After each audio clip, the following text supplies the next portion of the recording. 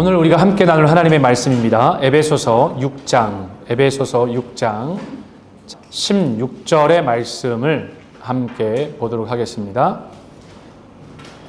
16절 말씀 우리 같이 한 목소리로 읽읍시다. 시작. 모든 것 위에 믿음의 방패를 가지고 이로써 능히 악한 자의 모든 보라사를 소멸하고. 아멘. 전신갑주를 계속해서 우리가 말씀을 나누고 있는 가운데 있는데, 평안의 복음이 준비한 것으로 신을 신고 다음으로 나아가는 메시지입니다.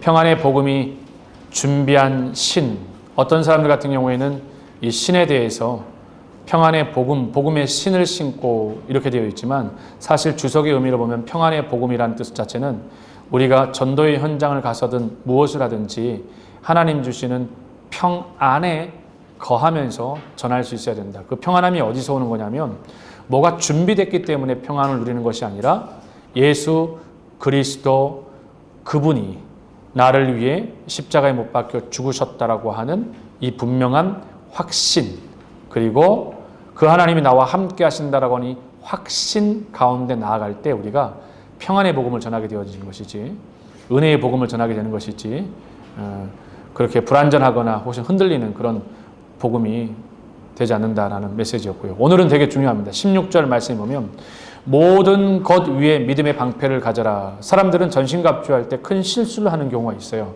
어떤 실수를 하냐면, 그냥 믿음의 방패를 가지면 된다라고 생각하는 사람들이 참 많지만 성경은 그렇게 말하지 않습니다. 믿음의 방패지만 모든 것 위에다가 믿음의 방패를 가지라고 말하는 것이, 이게 굉장히 중요해요.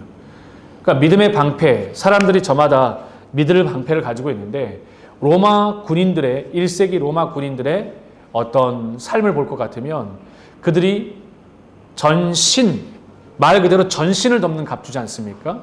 전신 갑주. 어제 남성교회에서 우리가 체리티 모임 때 제가 설교할 때도 전신 갑주거든요.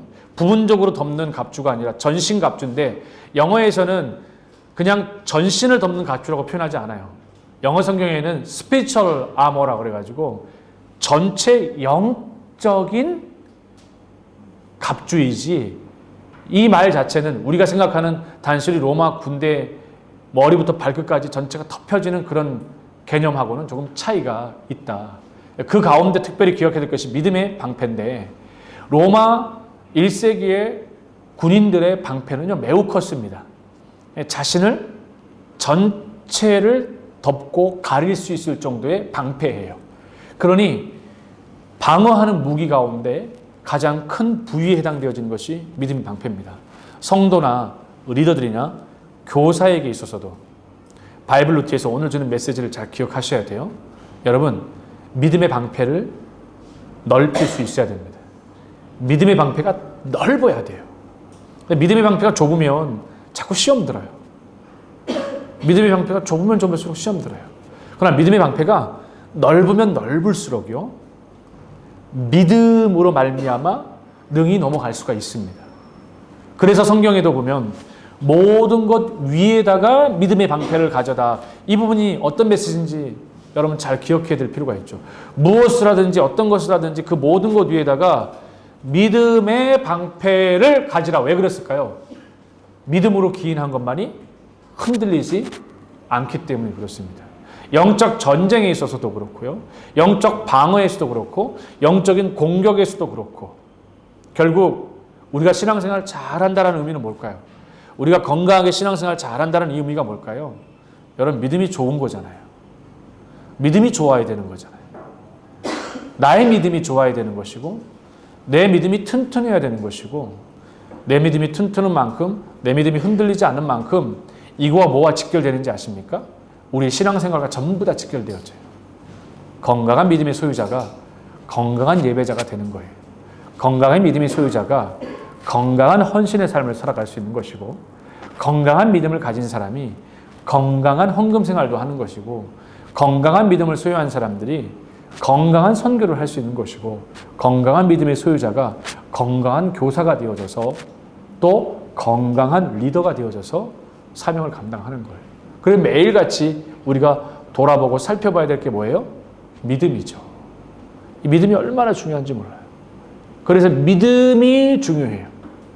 내 믿음이 어떤 믿음인지, 퓨리티의 믿음인지.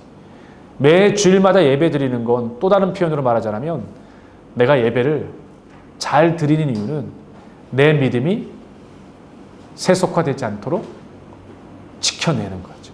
마치 우리 몸에 36.7도 혹은 5도 우리 몸의 체온이 그렇게 유지되어 가다가 외부로부터의 바이러스, 균이나 공격받으면 어떻게 되어져요? 몸에 열이 나서 이상 징후를 보이고 있는 것처럼. 그러면 우리 몸에 긍정적인 이상 징후가 보이면 여러분 우리는 의심하지 않죠. 근데 항상 우리 몸의 체온을 깨뜨릴 때는 긍정적인 신호가 오지 않고 부정적인 신호가 와요. 열이 있든 아니면 아프든 이런 모습으로. 믿음 생활도 똑같아요.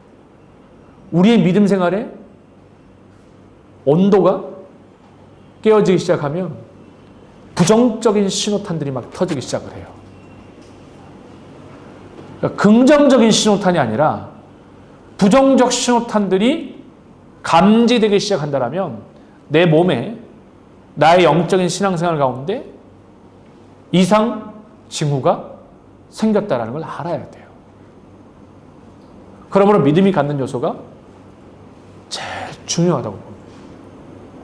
그리고 이 믿음을요, 모든 영역 위에다가 이 믿음의 방패를 덮지 않으면 우리가 사실 보호받지 못해요.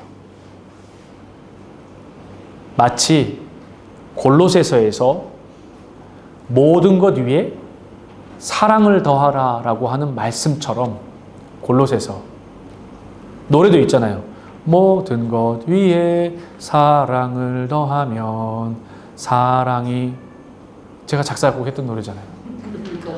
네. 거기 보면 한번 찾아보세요. 이 노래. 그렇게 더해지면 그러니까 모든 것 위에 믿음이 더해지면 여러분 신앙생활 안에 있어서 우리가 분명하게 건강하게 세워져 갈 수 있어요.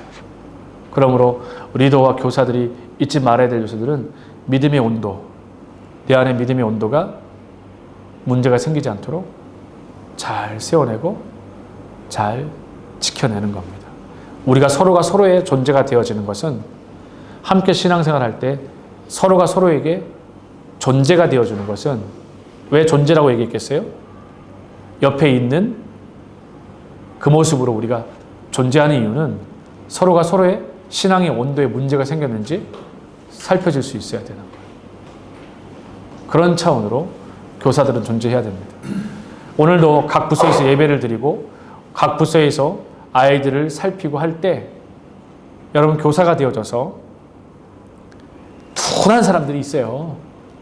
성격 좋은 사람이 둔하다고 생각하는데 둔한 사람이 있고 예민한 사람이 있어요. 근데 이게 신앙적으로 둔한 사람이나 신앙적으로 예민한 사람은 아니에요. 성격적으로 둔한 거고 성격적으로 예민한 거지. 제가 지금 말하는 건 신앙적으로 예민하고 신앙적으로 둔한 부분을 얘기하는 거예요. 그래서 한 주일 동안에 우리는 읽어낼 수 있어야 돼요. 그걸 또 하나님 앞에 기도할 수도 있어야 돼요. 하나님, 제가 우리 아이들 짧은 시간입니다. 어떤 클래스는 20분 만나기도 하고 어떤 클래스는 30분 만나기도 하는데 아니면 앞에서 예배드리고 설교할 때 말씀 전할 때 그 성도들의 믿음의 이상 징후를 포착할 수 있어야 돼요. 그걸 하나님 앞에 구할 필요가 있어요. 구할 때 성령께서 탄식하시며 메시지도 감동되어 그렇게 흘러가게 하시고 영혼을 돌아보게 하시며 영혼을 살피게 하시는 그 은혜가 있게 되는 거죠. 그래서 기도의 제목을 하나씩 더해셔서 주여 오늘 내가 그런 영적 민감함을 가지고 아이들의 삶을 들여다보고 살필 수 있는, 그래서 아이들의 믿음의 이상 징후를 찾아내고 격려하고 세워갈 수 있는 우리 교사들이 되게 도와주옵소서. 우리 그런 마음으로 살아가는 저와 여러분 되어지기를 간절히 소망합니다. 아멘.